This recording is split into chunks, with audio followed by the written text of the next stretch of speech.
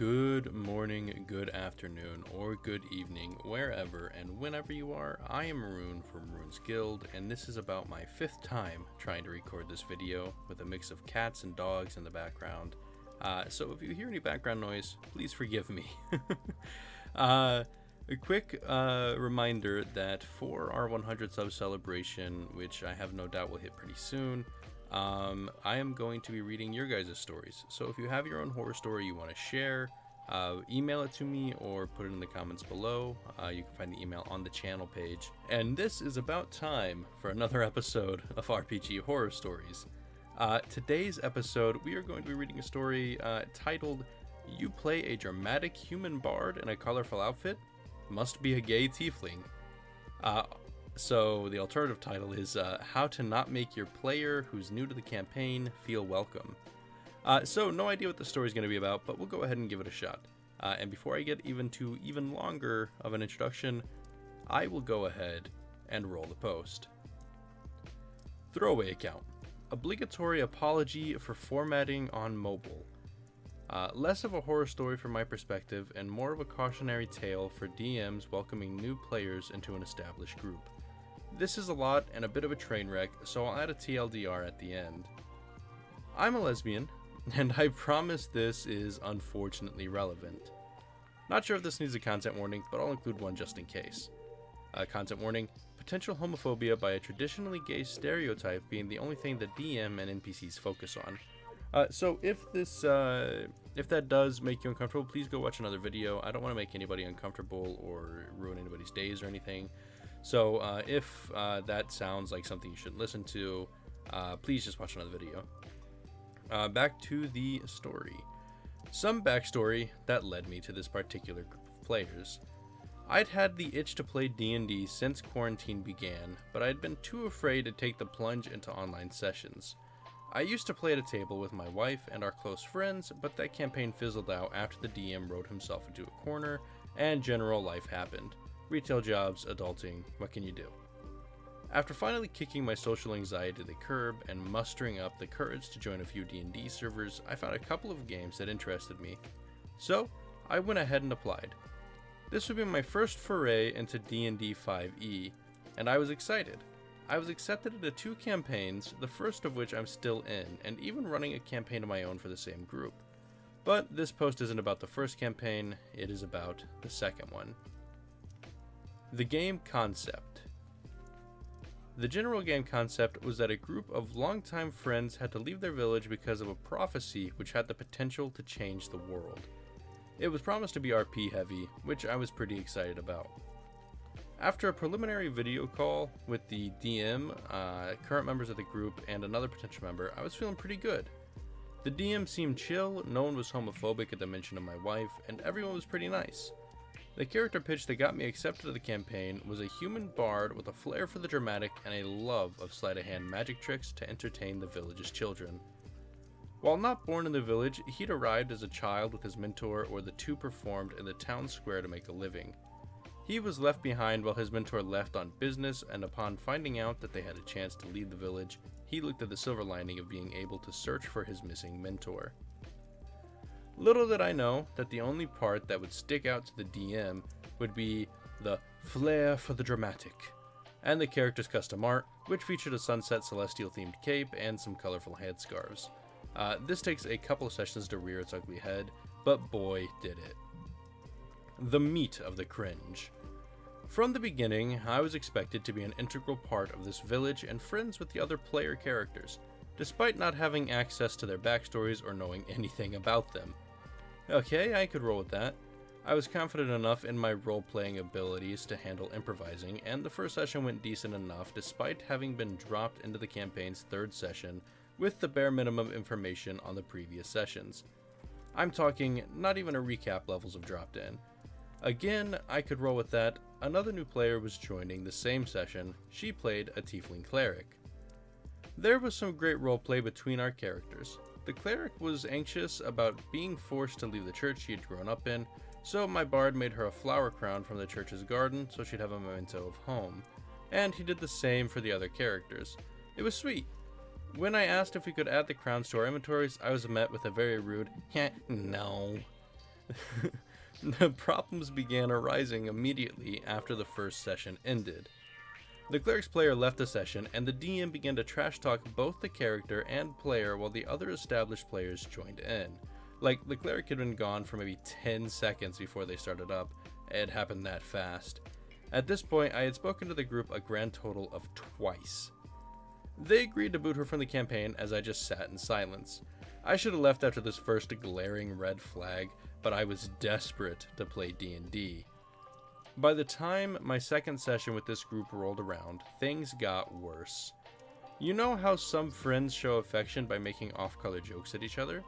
The sort of jokes that could be seen as insults, if not for the years of bonding everyone has gone through? Yeah, the DM was making those sort of jokes at me despite knowing them for a grand total of 2 weeks and having only spoken to them a handful of times. Like, sorry man, you're not at a high enough friendship level to be making gay jokes at me and my wife. Or to be making jokes about my insecurities. The jokes never veered into homophobic territory, but they were a little too close for comfort. These jokes aside, I was determined to try and stick it out. Roleplay was decent when the other players reciprocated. I spent a lot of time during sessions feeling like I was the only one trying to roleplay or move the session forward. I'd say something and there would be an extremely long silence before the DM would come in to try and railroad the party forward. This unfortunately happened a lot, with the worst instance detailed below.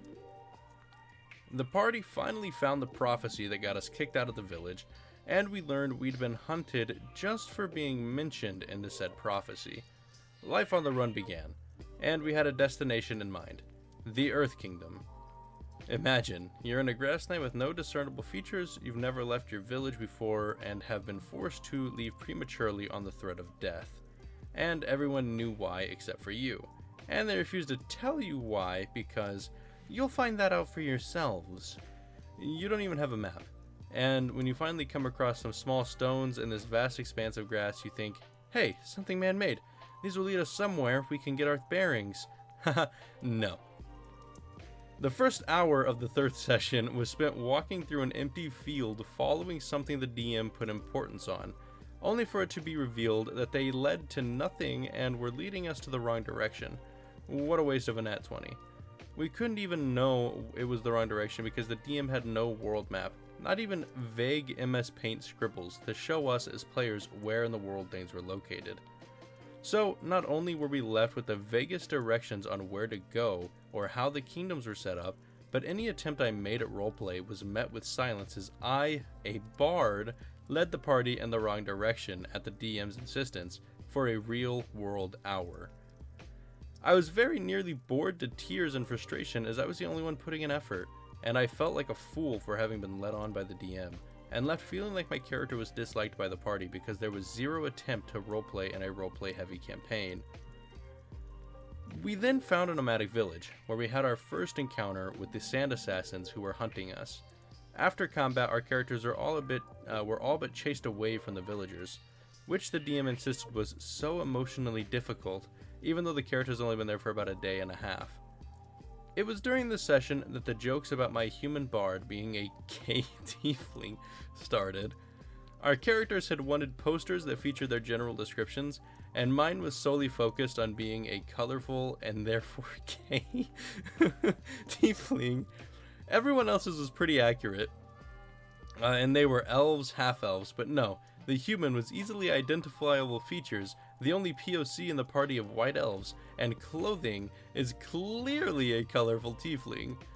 We meet a new NPC who has knowledge about our situation. Oh, you're the gay tiefling? Every single time. Listen, I'll make jokes till the cows come home. My wife and I make them constantly. My friends and I make them all the time. Hell, even in my other group, I make the I'm gay and I can't do math meme on a regular basis as I mess up adding my damage rolls. 8 plus 4 does not equal 10. But I draw the line at these sort of jokes being made at my expense by someone I barely know. Or when all other aspects of my character are ignored because he has one gay stereotype in his personality. Non-horny bard who's confident in himself tries to cheer his friends up in spite of their dire circumstances, would commit murder for them, and loves the art of performance because it makes people smile, but also because it's fun? Nah. He's totally gay, and that's the only part of his character anyone in the party will focus on. Did I mention that my character never even flirted with anyone who was male, female, or otherwise? The DM just incorrectly decided my character was gay and made every interaction revolve around that assumption. Even though I constantly corrected him while reiterating that my bard was just a showman by nature who enjoyed making people laugh with his antics. The DM wanted to give our characters emotional damage. Emotional damage! And the following session was also spent trying to force us to feel, I don't even know, traumatized? Powerless? Our characters lost an in-game year while inside some trial, and my bard's reaction was just, oh, well, that kinda sucks. Maybe the assassins think we're dead. Cool. Spoiler alert. The assassins did not think we were dead and knew exactly where we were despite not having been seen for a year. I'm all for character growth, inner conflict, etc., but like, trying to force characters or players to feel something or constantly trying to force emotional damage on characters ain't it. I know I've typed that a lot, but imagine hearing it 6 times a session from the DM, and boy, did this DM try to force it. I lasted 4 or 5 sessions with that group, and after skipping once because they thought of sitting through the railroaded emotional damage our characters are subjected to, the gay jokes and hostile NPCs, it made me dread the idea of playing with these people. I realized it was better off focusing on the other campaign I was in, so I left, and I regret not leaving after the first red flag at the end of the first session. Thanks for reading this train wreck of a post. Sorry it's long. This took place over several sessions, and what I feel is relevant to the story others might not. I hope you learn from my experience and avoid making the same mistake. TLDR, lesbian accepted into an established table is subjected to friendship level 10 jokes despite being brand new to the table, has her human bard constantly reduced to, and all subsequent character NPC interactions based around a gay stereotype. The DM tries to railroad characters into emotional damage every session in any way they can.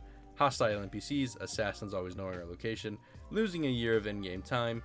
Jokes continue even after being brought up out of character and eventually cause the player to leave, because no D&D is better than bad D&D.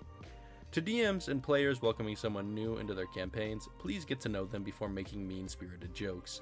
It makes you come across as a jerk instead of welcoming. And don't reduce their character to a single stereotype, I'm begging you. Edit. Titled some sections so skimmers will know when to start reading. I don't know what people consider useless information. Oops. Hope it helps. Okay. So, not necessarily like a long story by any means. And there's not really anything that the player did wrong. It was really all on the DM side. I mean, the most horrifying part about this whole story was just the forcing of being gay, I suppose. I don't make those jokes even with my close friends. I understand some people do, and that's totally fine, but I always just feel like, well, I mean, it's not really a place to say it. So, I mean, like, I get it. I get the expense of jokes like that. People have made them about me in the past, but I just don't understand why people feel the need to insult other people. And furthermore, like, why focus? Like, where did the tiefling thing even come from? Because they were colorful? Because they were flamboyant? Why are tieflings the only things that can be flamboyant? Like what's the issue? I played a Warforged once that was flamboyant. He was just a really like outgoing guy having a good time, you know. And nobody thought that he was gay. Everybody's like, oh, he's a robot. I don't know. I just think it's one of those things that people might not realize they're doing when they're doing it, but will look back on in like a year and cringe at how they acted. I know I have moments like that myself. I don't know. That's really all I have to say about this story, though. It was pretty interesting. I thought, I mean, and the horrifying part was that they had no idea where they were going and that they were getting emotionally damaged all the time. Oh yeah, you know, emotionally damaged, you know, it works with every single second of every single story. It always happens. Let's emotionally damage everybody, because that's the only way you can move the plot forward, is by insulting people and making them cry. I do it in all my sessions. Everybody else should do it too. I'm kidding, of course. I don't actually do it in all my sessions. But that's about it from me. If you enjoyed, leave me a like, a comment, a subscription. If you did not enjoy, I'm sorry. I'm going to work on doing better. I promise. Please do not hurt me. If you have a horror story of your own, add it to the comments below. If you don't, good job. If you can't think of a comment, just write the worst joke you can tell about me, whatever it is. Just give me, like, make fun of me. I want you to make fun of me in the comments below if you can think of any other comment. That is all from me. Thank you for watching, and I will see you in the next video.